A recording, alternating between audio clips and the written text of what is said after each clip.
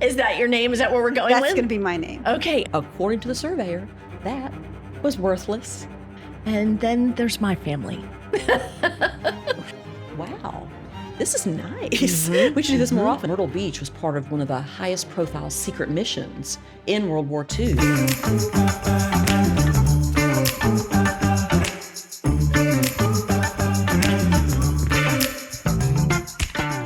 Long before hotels, boardwalks, and beach vacations, this stretch of the Carolina coast had a story that most people have never heard. In this episode of Coasting, we sit down with local historian Kathryn Hedgepath, founder of Myrtle Beach History Trolley and Step-On Tours, to uncover the fascinating origins of the Grand Strand.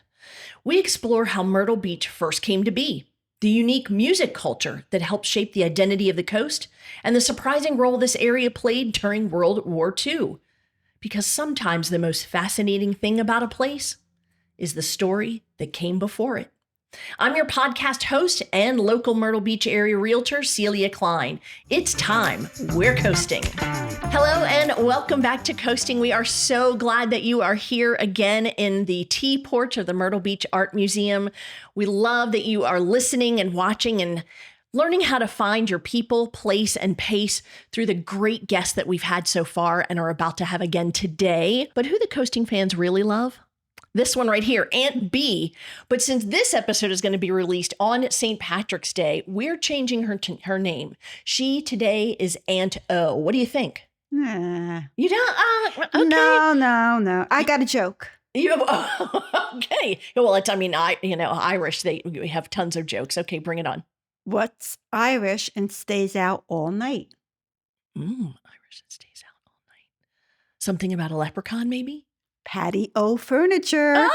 Is that your name? Is that where we're going That's with? going to be my name. Okay. All right. Well, everybody gets an Irish name, right? Okay. That's just kind of what you have to do. So, wait, didn't I hear? We have one for our producer. We do? Michael McRiverdance. Yes, I can totally see Michael dance. He's doing it right now, everyone. You just can't see it exactly. But wait, isn't your maiden name, don't you have some Irish for real? My maiden name is McKnight. Okay, come on, all right. My dad immigrated to the U.S. When he was 5 years old. His father had come over before him, and then when he was set up here, sent for his mom, my dad, and my dad's sister, my Aunt May. That's so wonderful. Yeah, so I am really Irish. Yes, I love the pin, by the way. Very nice. Thank you. So, and I've got Irish as well. So, let me make sure I get this. Fraternal grandmother. Okay. Maiden name Corcoran.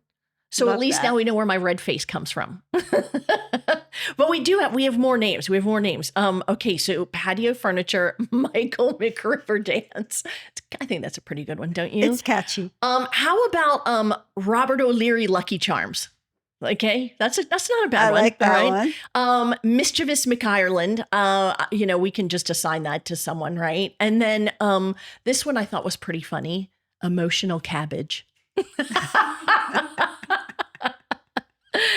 All right. And so whenever what is your name? Well, every year my sister calls me and she's like, Celia, come on, help me come up with a name. Give me a good one. And so I do Celia O'Clina Flana Shanahan McGillicuddy.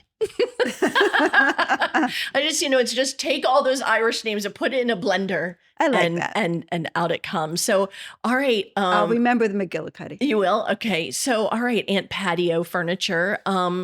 Where are we going today after the show in the Myrtle Beach area for a pint and some corned beef? Oh, so there's some really great pubs in the area, Irish pubs, and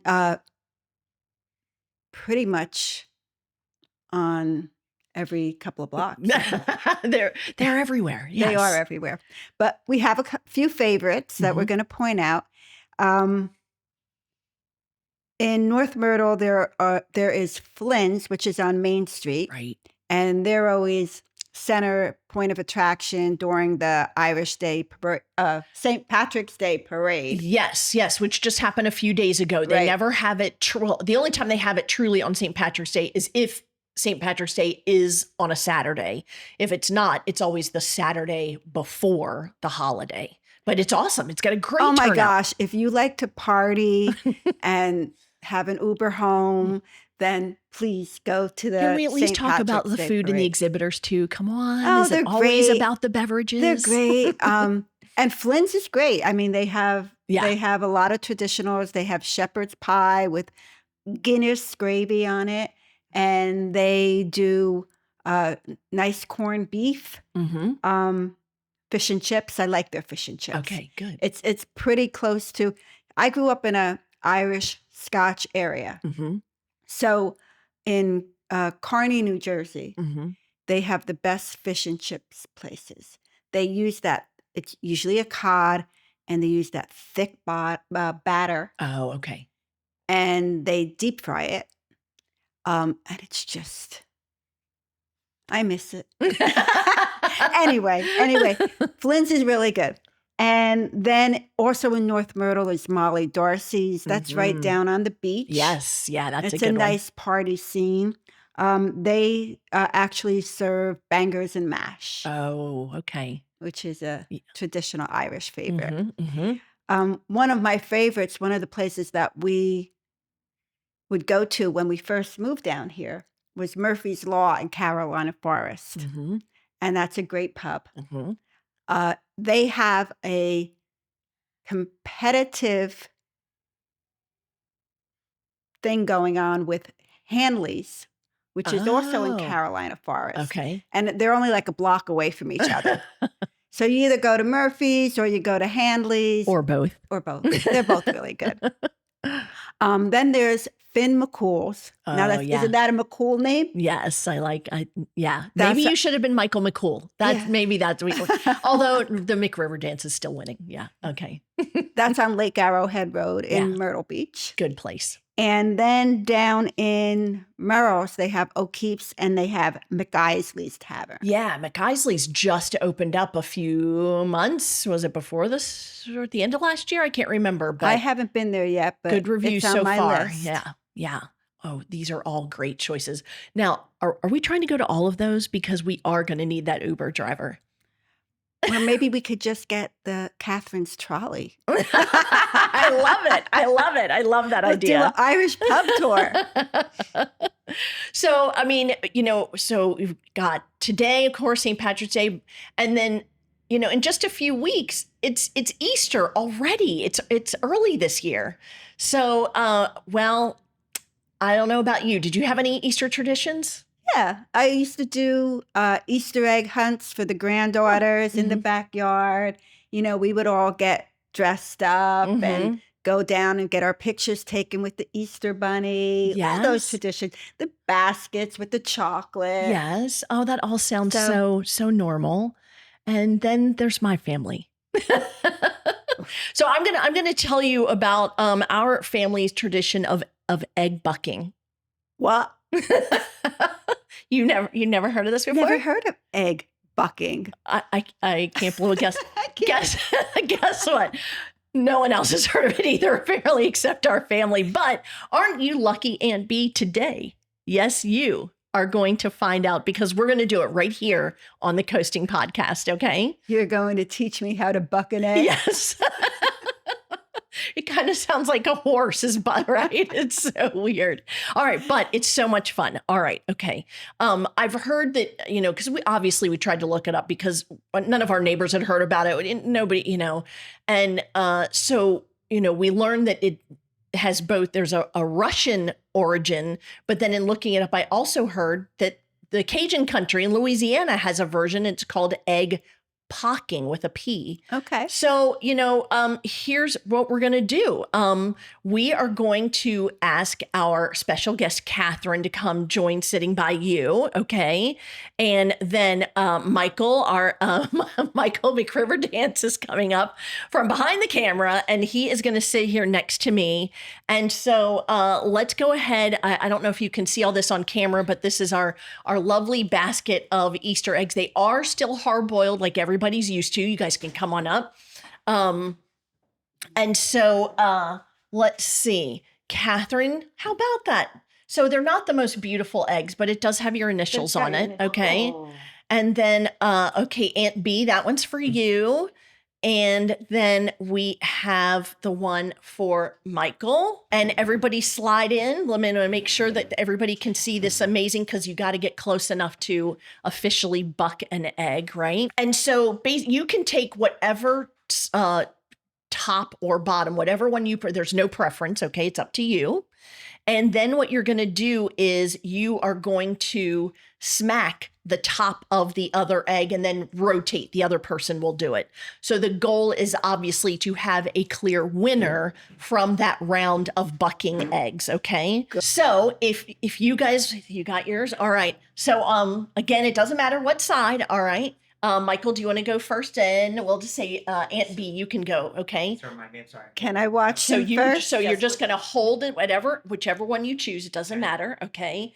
And so I'm going to be bucking your egg first. Okay. And then we're going to swap. And so everybody assumes that the one who's hitting it is about to crack the recipient's egg, but it doesn't necessarily always happen that way. So tap Chiller's egg, try to break it. Yes. So, and then obviously, yes, then we all are, once we're done, going to be taking the shell off the eggs, and I'll tell you what comes next. Okay, here we go. 1, 2, 3, first round.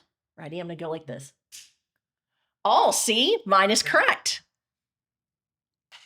Okay, so you want to do it at either the top, that was the top, or the here, not on the side. Okay, I cheated.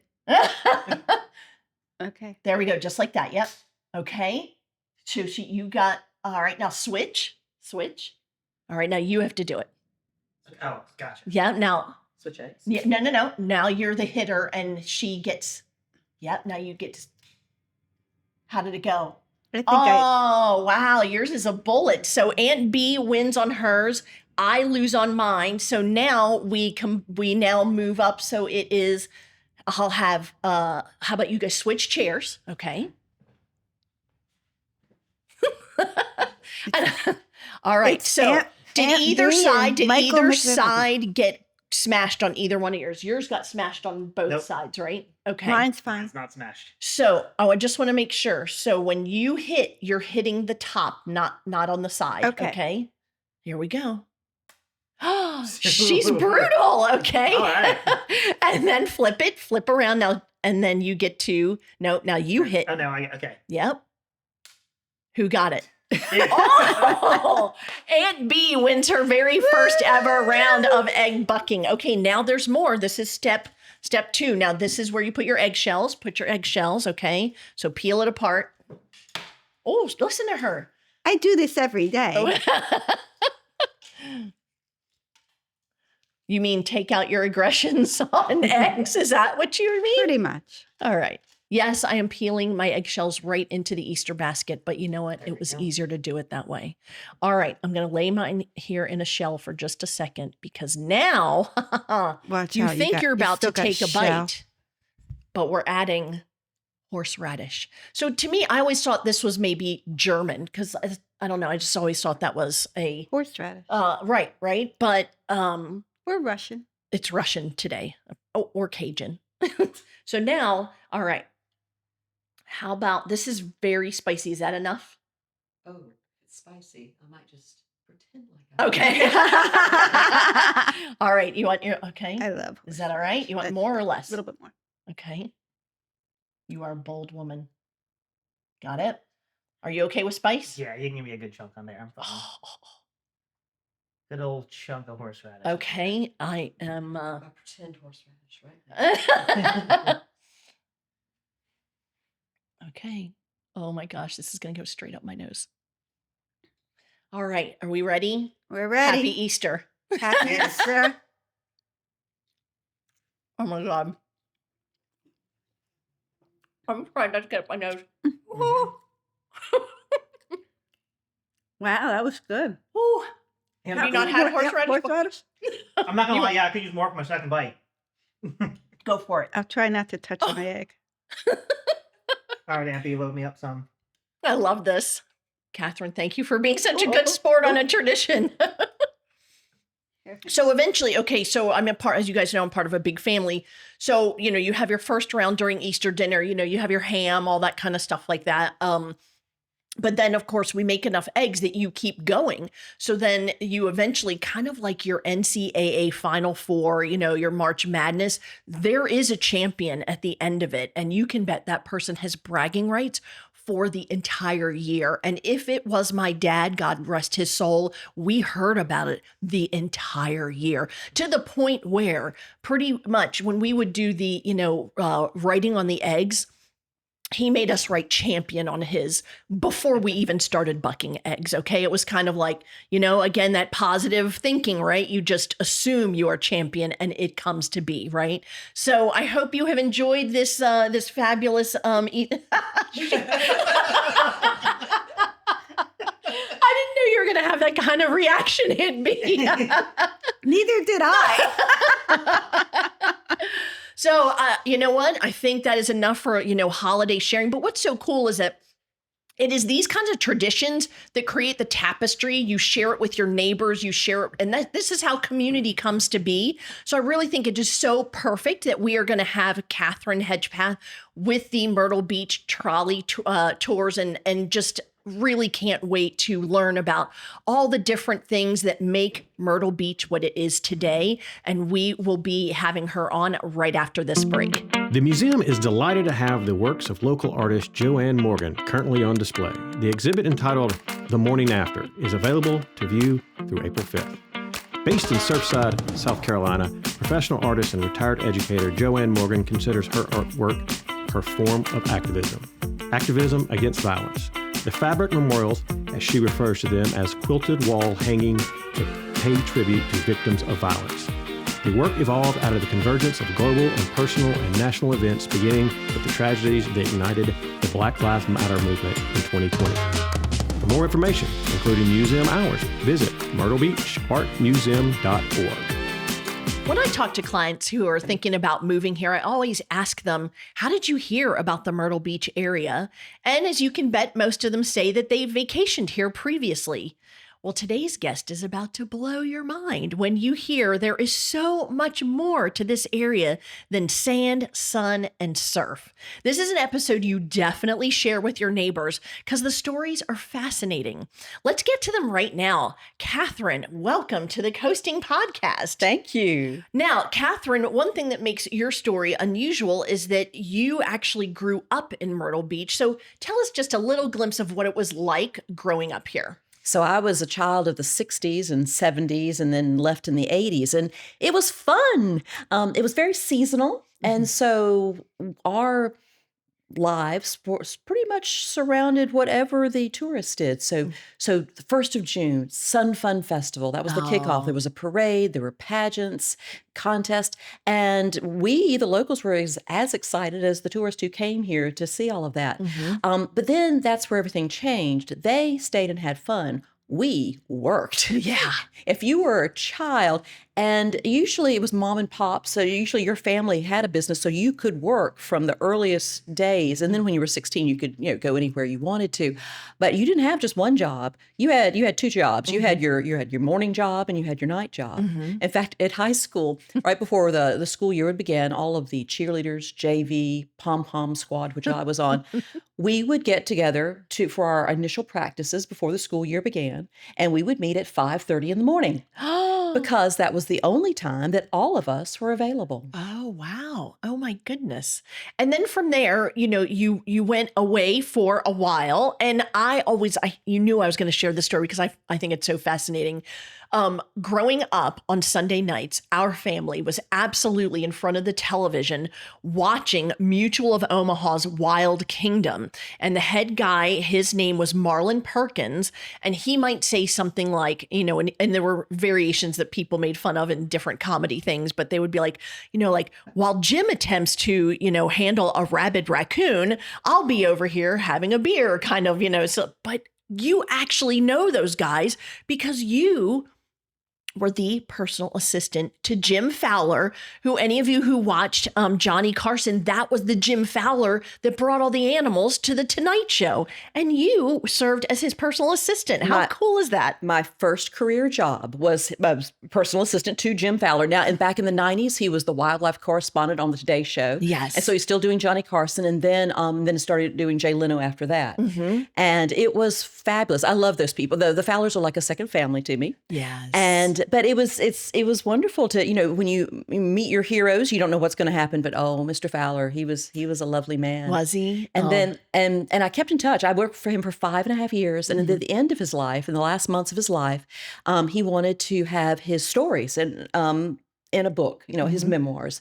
And the family wasn't finding a publisher or whatever. And so I had done a book on local history. And so his daughter reached out and asked if I would be the ghostwriter for his memoirs.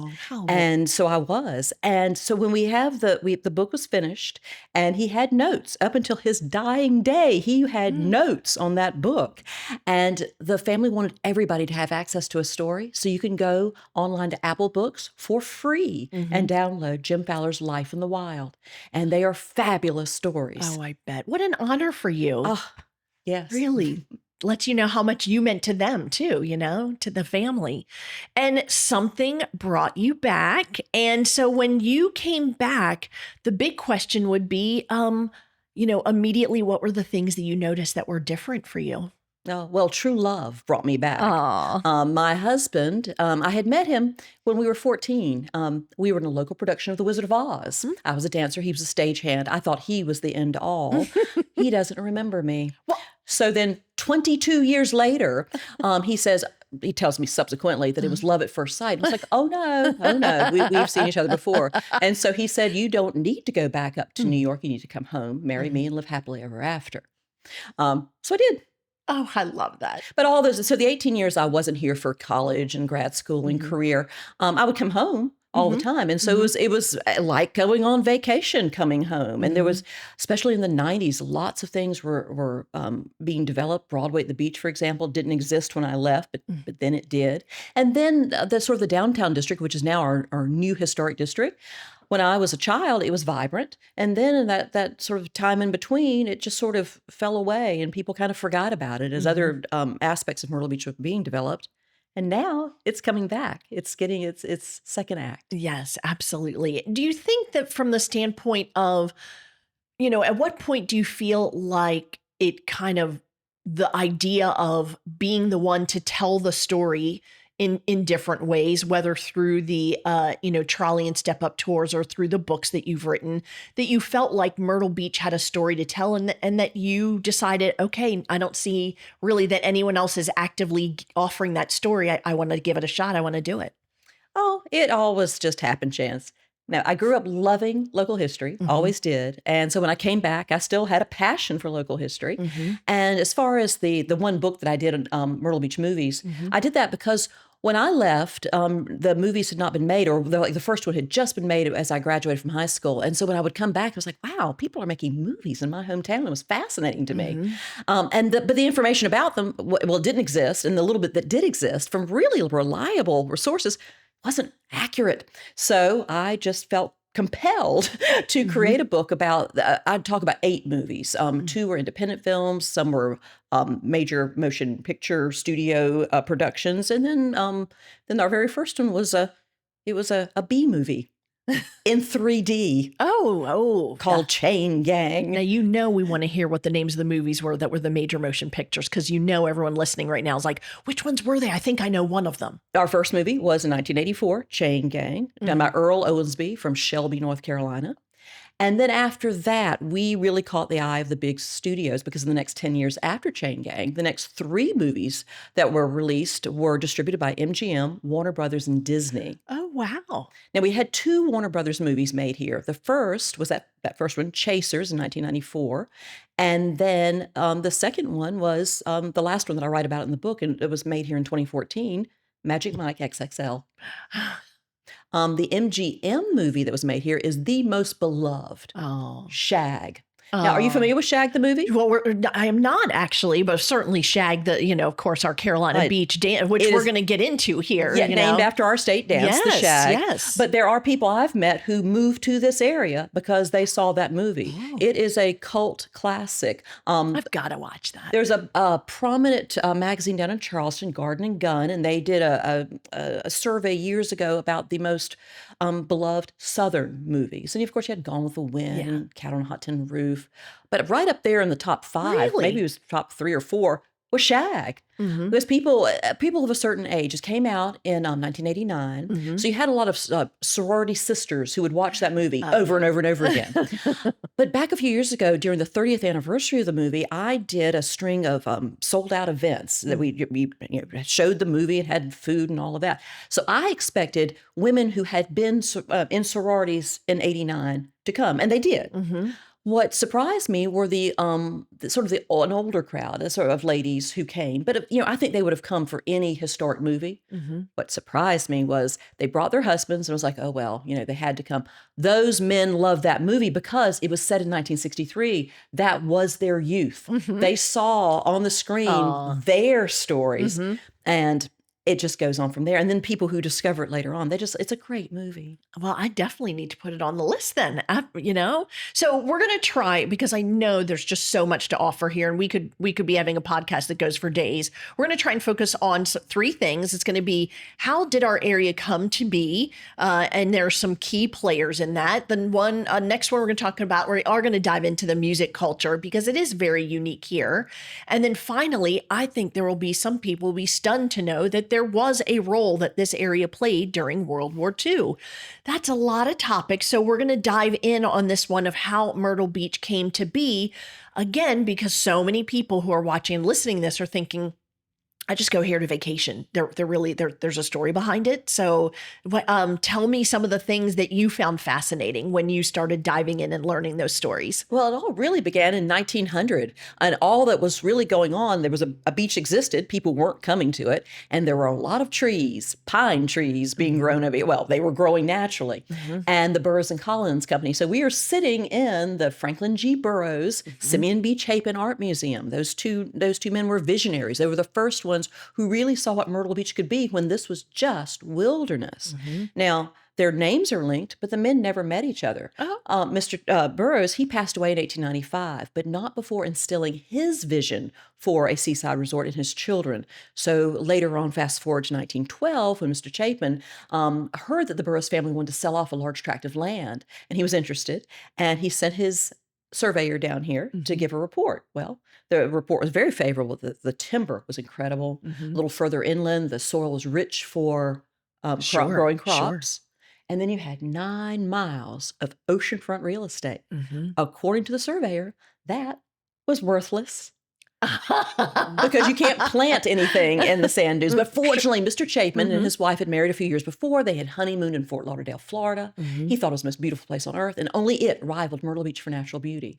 So I will. It almost didn't happen. And so come on my Wednesday tour, and I will tell you the breathtaking moment that changed everything that we know about Myrtle Beach history. Oh my goodness. Now, from what I understand, and we're talking Myrtle Beach proper, because when you talk about Conway, that very much was already happening, because you had, the railroad was there, and, the river, the Waccamaw River, of course. And so there was commerce happening there. But basically, it sounds like the main purpose of this area has been resort or vacation since its inception. Absolutely. So what happened was, at about 1900, there was one little rail track that came from Conway over to this area in order to take all the wood back over to Conway to be processed. Okay. But it was just a little train that was just a flatbed cars. It was not a passenger train. Until one day, as I say, a phenomenon of biblical proportions took place. A whale. Should I be angels? A whale washed ashore just a little north of where we are now. It had been caught by a whaling crew. There had been a storm, and it just arbitrarily washed ashore right here. So when word got out that a whale was here on the beach, it was dead, but Conway was full of church-going folk, and nothing was going to stop them from seeing the spectacle. So they came on over. And when they did, they saw the whale. They had, a little picnic on the beach and realized, wow, this is nice. We should do this more often. So Burroughs and Collins purchased an actual passenger car to bring people over on the weekends. And that's how tourism began. So by the following year of May 23rd, 1901, the Seaside Inn, the very first hotel built by Burroughs and Collins, opened. And then it just went on from there. Now, when would you say was the, where it really just grew exponentially, meaning when just the true next level of now it's not just people from, say, within a 50-mile radius is coming here. Now you have people, where you do have them coming from the Northeast or, from surrounding states. When did it really just seem to be like, this is on everybody's radar now?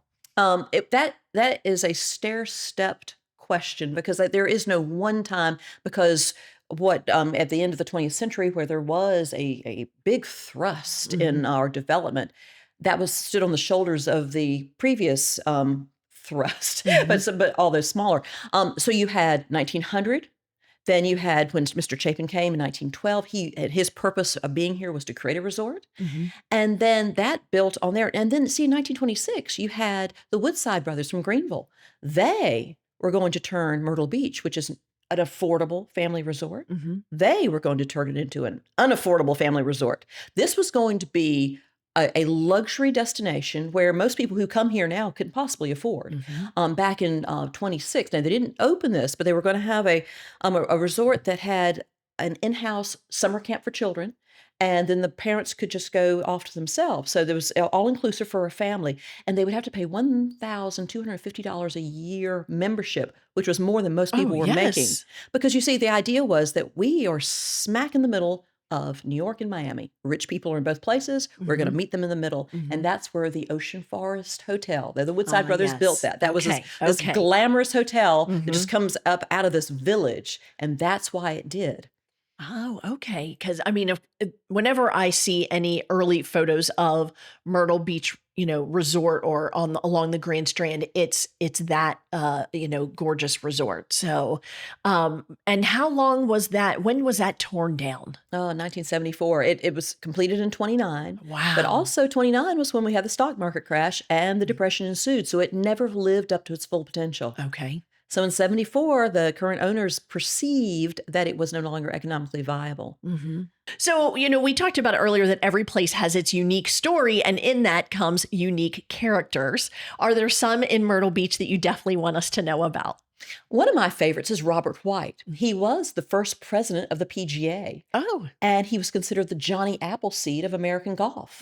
He was born in the birthplace of golf, St. Andrews, Scotland, came over to America in 1894 when he was 18. Very poor, but he had a lot of love in his heart because he was engaged to his girlfriend back home. So the purpose for coming over here was to earn money as quickly as he could to bring her over to marry. Okay. And so how he did that, I believe his boat probably let him off in Boston because his first gig was teaching golf to the daughters of a wealthy Cape Cod businessman. When that gig was up, he went into Boston, worked for a sporting goods store for 6 days a week. And on the 7th day, he would design golf courses. He would be taken out to an open space. He would figure it out, put it on paper, put little flags where the tees and greens were supposed to be, and be paid $25. And apparently he was good at it because one job led to another. And by February of 1895, he was able to bring his beloved Mary over, and they married. But they didn't settle down. They had children. They didn't settle down. They had a very nomadic life because he was either designing or managing golf courses. He is associated with about 100 of America's first golf courses, Oh, my hence goodness. the Johnny Appleseed. But he ended up retiring in Myrtle Beach. So Pine Lakes, our very first golf Yes, course, yes. was designed by Robert White. And he built his vacation home there. Well, it was his winter residence that became his permanent residence and his retirement home until he passed away in 59. But in 54, the White House called Mr. White's house because President Eisenhower was a golf enthusiast okay. and wanted a putting green at 1600 Pennsylvania Avenue. So who better than the Johnny Appleseed of Sure. American golf to go and do that? And he did. That's wonderful. These are and I know, again, I highly encourage everybody because you're such a great storyteller. These trolley tours are so they have all of these and more. And now we're going to move into the world of music. Wait until you hear about this, because, I think for the first question is going to be, how did our area get this special connection to music in the first place? Because we were a tourist destination, people came here to have fun, and music is always incorporated in that. Now, I'm going to tell you about our state dance, the Shag, and our state popular music. Go for it. Tell me. But I want to put a little plug in that the greatest country music band of all time, the most successful band of all time, was discovered right here. Really? Alabama. That's right. I've heard this before. Okay. So from 1973 to 1980, for 7 years, this little band that started out they were three cousins from Fort Payne, Alabama. They were the house band in a dive bar. They played for tips and beer. And 7 years they spent here. That was the best focused group they could possibly have had, because once they were discovered, they changed their name. They went from Young Country to Wild Country to Alabama. But so when everything just opened up for them in 1980, they didn't have to guess which songs were going to be their first hits. Oh, true. Okay. That people had been listening to and loving these songs for years. And so that was their initial success. And then they just built on that. So now they're Country Music Hall of Fame legends with 40 #1 hits and countless awards. And all those people who heard them here then go back to their homes, which then, quickly spreads their recognition. And that's wonderful. And that dive bar, the Bowery, yes. still at the oceanfront, there at 9th Avenue and the oceanfront now. But when you think of Myrtle Beach, you think of beach music. Right. Now, right. the most succinct definition of beach music is music that you could only hear at the beach. Now, that term didn't come into existence until the mid-1970s. Okay. But the genre took form in the beginning in the mid-1940s after World War II. Now, it all was out of segregation, which a lot of people don't know. Everybody just thinks, it's always fun, lovely, music. But it was so instrumental in breaking down the barriers of segregation for years prior to any laws were put in place. And how that happened, now let me just tell you specifically how it happened in Myrtle Beach. It happened in other places, all up and down the eastern seaboard. But in Myrtle Beach, you had one fellow who put all of the records on all the jukeboxes. But during segregation, you could not have black music or music by black performers performed or broadcast on the radio or played on the jukeboxes in white venues. So Big George Lineberry had a white playlist for places like the Myrtle Beach Pavilion for their jukebox. And then he had a black playlist for establishments like Charlie's Place, which is now a historic site. And when white teenagers in town got wind that some other music was being played, he said, hey, George, why don't you put some of those records on our jukebox? Good. And he did. Good. And when white families would come on vacation, the parents felt very safe, and rightly so, to leave their unattended teenagers at the pavilion. And they'd go over to that jukebox and they heard music they had never heard before because it wasn't allowed to be played where they were from. And they were very resourceful, found ways of getting their hands on that music to get back to their hometowns and campuses. And their friends were just blown away, and they'd ask, where'd you find this music? And the answer was always at the beach. So beach music. Okay. Oh, I love that story. I mean, and in fact, we still, that beach music and shag dancing, which has its main, we'll call it geographic focus right now in North Myrtle Beach, in terms of their events, and I know they have the spring safari comes up later in the spring, and it's just such, for so many people, just this wonderful recollection of just a very sweet and happy time in their life. Do you know how to shag dance? No, because I'm local. Only the tour. We worked. We were working night and day, and it's the tourists. And so if you go online and look up for shag clubs, they're all over the place. And I think there's maybe one now or two here. They were founded by people who used to vacation here and then retired here, and they set up the clubs. Okay. Now, you do have locals who do know how to shag, but it was a different generation because, as all teenagers, you don't do the same dance your parents did. So when I came along in the 60s and 70s, it is called the dark ages of, beach music and shag dancing, or shag dancing, really. Not until I was, in high school in the early 80s, did I know anybody personally who knew how to shag. Really? And that's when the Renaissance really began, and it never stopped. Okay. So that's why I don't know how. But you will, I'm sure. That's something I can just totally see that being a part of your tour, right? Now, one thing I do want to tell people about your tour is Charlie's Place. Please just share. I mean, I'm so glad that's been preserved, truly. Absolutely. Now, the club itself was torn down after it closed in the late 1960s, but what still exists is the home where Charlie and Sarah Fitzgerald lived. And then the city has built a replica of the motel units that they had there. Those were for Black visitors and also the musicians who played at the club, Charlie's Place. Now, the very significant thing about Charlie Fitzgerald is that even though he was, an African-American entrepreneur, he didn't really care about segregation. It wasn't right. But he was so well respected, he was actually able to circumvent some of the restrictions. When he went to the local movie theater, he didn't sit up in the balcony. He sat downstairs. And then he would go to the Cozy Corner Diner where all the white businessmen would gather at midday to solve the world's problems. He was there, sitting there with the owner, and no one had a problem with that. Because most of those men at the Cozy Corner, well, they were guests at his club. Because at Charlie's Place, it wasn't segregated. It was integrated. The dance floor was integrated. And everybody was welcome and everybody had a good time. Now, the shag dancing, you had your white teenagers at the white beach clubs shagging, but the best dancers got their steps from the Black clubs. Now, during segregation, when a white dancer would go to a Black club, it was the white dancer who had to go up on the balcony so there wouldn't be that racial mixing on the dance floor. But at Charlie's Place, it was integrated. And so you had kids from the Pavilion coming over to Charlie's Place, picking up dance steps and taking it back over to the Pavilion. And outside of the historic site, there is a historic marker. And it notes that perhaps, now there are several theories of how the shag began.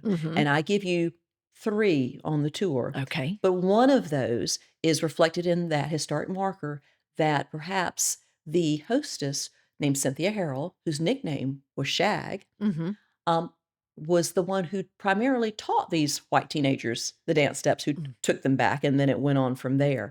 And that Charlie's Place is the birthplace of our state dance. Oh, very interesting. Okay. Now, whenever I hear about people who, lived here in, the 80s, it just love the Pavilion, just love it. What was it about the Pavilion that just has, people truly, of all the changes and modernization, if you will, of our area, I would say more people are sad at the loss of the Pavilion than pretty much anything else. Why do you think that is? It was the epicenter of fun. Okay. It was an open air venue. There was an arcade. And in the early years, there was a jukebox, and that's where all the shag dancing took place. And then sort of the short version of history is the day they opened what became the Magic Attic, the live performance venue. They unplugged the jukebox, and all the shag dancers went up to North Myrtle Beach, and then they claimed to be the center of the shag universe ever since. That's an oversimplification. We'll go with it on a podcast episode. That's fun. There you go. But for the fun parade, that's where the judges sat to judge the floats, and that was. And then every Easter there was always a sunrise service there.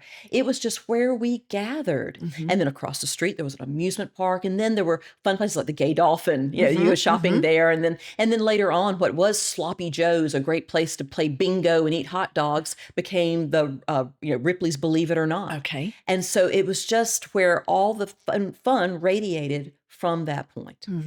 And I know that right now they're talking about, potential plans of what will happen with that space. So stay tuned, everybody. Right now, we're going to take a quick break. And when we come back, we're going to tackle that third awesome topic about our role in World War II. I don't know about you, but I'm very curious to hear about this one. We'll be right back. Celebrate the first National Poetry Month with open mic poetry at the Art Museum. Join us for an inspiring evening of words, rhythm, and creativity expression hosted by Orlando Duquesne, author of Thresh and Hold and Poet Laureate of the Georgetown County Library. Students, first-time writers, seasoned performers, and published poets are all welcome, whether you're stepping up to the mic or soaking in the atmosphere. This event is free of charge and held April 1st from 5 to 6:30 p.m. For questions, call 843-238-2510. Get ready to share your voice. Okay, we are back here at the Coasting Podcast and Kathryn Hedgepath, and she is with Myrtle Beach History Trolley and Step-On Tours. And she is also an author. So we are so grateful she's here because we have this very interesting story where our area was involved in World War II. And I don't think there are many people who know that at all. So please tell us about it. I didn't know it. I grew up here. I loved history. I paid attention. And not until I was an adult, I find out everything that I share on my tours. Myrtle Beach was a war zone during World War II. In fact, everybody really along the eastern seaboard, they were in a war zone, but nobody knew it because our government didn't want to instill widespread panic. So any attacks that happened off our shores, because we lost like over 2,400 American lives in American waters in the Pacific at Pearl Harbor. During the 6 months from January to June of 1942, we lost over twice as many American lives in American waters off the eastern seaboard. Oh, my goodness. And people just didn't know about it. It was called the U-boat menace. And the government forbade the media from reporting these attacks. Wow.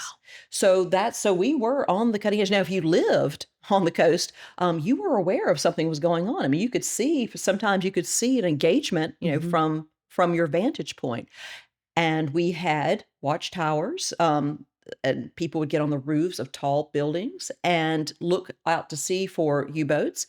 And then we had an Army Air Corps airfield literally across the Kings Highway from where we are now. And so we had a lot of aircraft going in and out, but we had to look to make sure that they were all friendlies. And so civilians would be given templates so they could determine with their binoculars, is that a silhouette of a friendly plane or an enemy plane? As far as I know, we've never had an enemy plane enter our airspace. So we were vigilant. So we were a part of, keeping a watch for what was going on. And then we had guidelines that we needed to follow by virtue of living on the coast. Right. And then the other thing, there are two other things that I really bring up that I did not know about.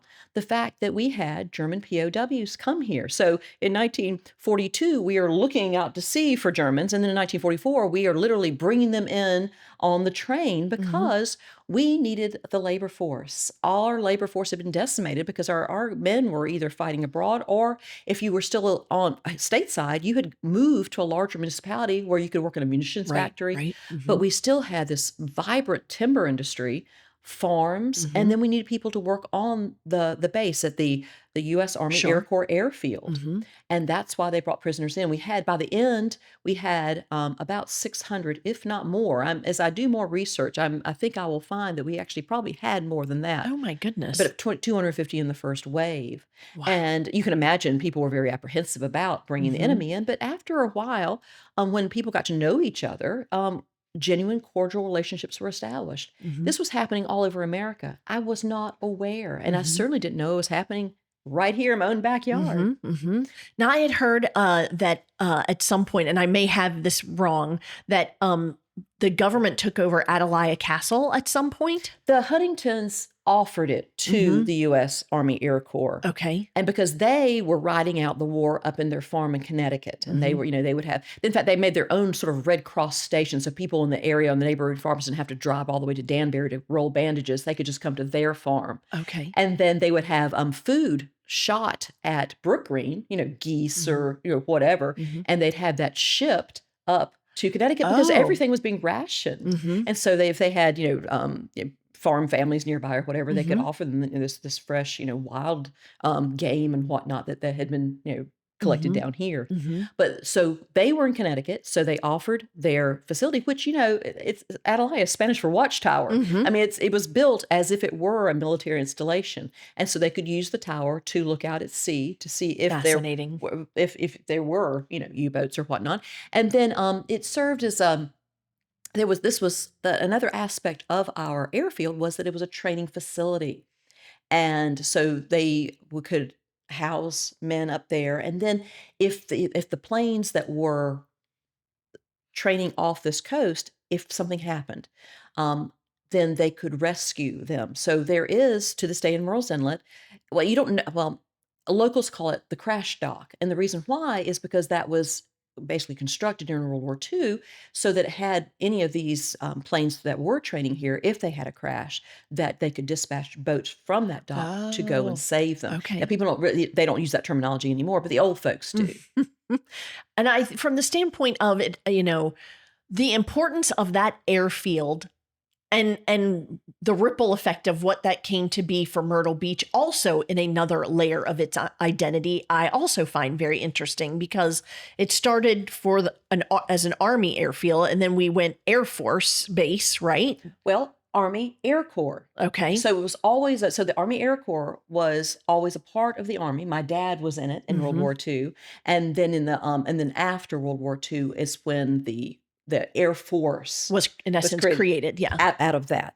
Now, one of the best stories is that Myrtle Beach was part of one of the highest profile secret missions in World War II from the very beginning. Really? And people know about the mission now. It's the Doolittle Raiders. So and there's a very good movie, 30 Seconds Over Tokyo, written by one of the pilots and his wife during the final days of training. The mission itself to Japan, it was the first attack on Japanese soil after Pearl Harbor. And then when the men were coming back, Ted Lawson's wife, Ellen, and 2 wives of 2 other raiders rented a cabin in Myrtle Beach to wait for their husbands to come back here, because some of the Doolittle Raiders, now you see, they used B-25 Mitchell bombers for this raid. Those were headquartered in our state capital of Columbia, the Columbia Airfield. They did their primary training there, but they had satellite locations around the state, including right here, right across the way. The War Department had procured over 6,000 acres that span from the coast all the way to Carolina Forest today. So when you hear about people developing their land in Carolina Forest and finding ordnance, that's going to be a whole nother episode for us, because in real estate, yes, when I have to explain to people why they are signing a disclaimer about that. So yes, that's a very interesting story in and of itself. But so being this close, obviously, to an area that was deemed war zone, and that we were concerned that there were either, the enemy was coming to, at least watch, if not worse. Were there specific things in everyday life that changed for people who lived here? Yes. And if you were a student at Myrtle Beach High School, during study hall, you had a choice. You could stay at school and do your homework, or you could walk a couple of blocks over to the beach, man a watchtower, look for U-boats, look for enemy aircraft, and then when study hall was over, you go back, and then the next crew would come in. And then tell me about, again, the thing, you had mentioned this before about the headlights in the cars. Yes. So there's some of the safety guidelines that our federal government issued to coastal municipalities is that you'd have blackout curtains on your home or your oceanfront business. Wow. And then on your cars, you would paint the top half of your headlights black, so you were in permanent dim mode. And if you were driving towards the ocean, you turn your lights off altogether. Oh my goodness. Again, all of these are just so fascinating. And I really do think it is important for people to understand, the ingredients that make up, a town and how it came to be. And, what do you think of the different things that you share in these tours that surprises people the most? What people do tell me is that they've been coming on vacation all of their lives or for many years. They had no idea that we had any really history to share. That's the biggest illumination they get from these tours. And if you, were to, and I know this is a hard one because you have so much information, if listeners just remember one thing about the story of Myrtle Beach, what do you feel is most important for them to really understand? For me, I always talk about her as if she is the pretty girl at the party. Everybody wants to go and hang out with her because she's fun, but she has real substance. And she's been very influential. Absolutely. Well, Kathryn, thank you so much for joining us today. We're always, talking about how important it is to help people who are either, have just moved to our area or are thinking of moving here, about how to just find their place. That, the real estate stuff that I work on, yes, that's important, but I think the connection is equally, if not more important. And so to understand where previous connections have been made, it really just makes it an easier place to call home. So thank you so much for being here. Thank you for having me. Now, we are ending up this episode here of Coasting, and we are so glad that you've joined us. And, we just there are always so many great stories. And if you have one in particular that you want to make sure that we cover in a future episode, definitely send us an email. That's coastingpodcastsc@gmail.com. And hey, you may be one of those people that's going, that story sounds like a town I really want to get to know about and maybe even move there. Guess what? That's right. I'm a real estate agent and I would be happy to help you. My phone number will be at the end of this episode. Thanks so much for watching. And again, keep it coasting. 17 years. Holy moly. This is why I'm in real estate. You know, I mean, if you're not smarter than the carrot, there's a problem. You're not going to be very successful. Don't come in your flip-flops, people, okay? Stop. All right, I am no longer into real estate, okay? I am done with it. The executive producer of Coasting Podcast is Celia Klein. Producer, Michael Lehman. Framewave Visuals. The opinions expressed here are solely those of Celia, Aunt B, and any special guest. Good news, agree, disagree. You have that liberty. Special thanks to Cherry Grove Cookie Company, Bryce, the bartender at Fire and Smoke, and Arsenio Hall. Coasting clap to Caroline. Happy birthday. Big thanks to podcast listeners Stephanie McCormick. Thank you for your support. Celia is a licensed realtor in both South and North Carolina. For assistance in either buying or selling real estate, please call 843-321-9646. The Coasting Podcast can be found wherever you currently enjoy your favorite podcast. Please send all comments and questions to coastingpodcastsc@gmail.com. We thank you for listening.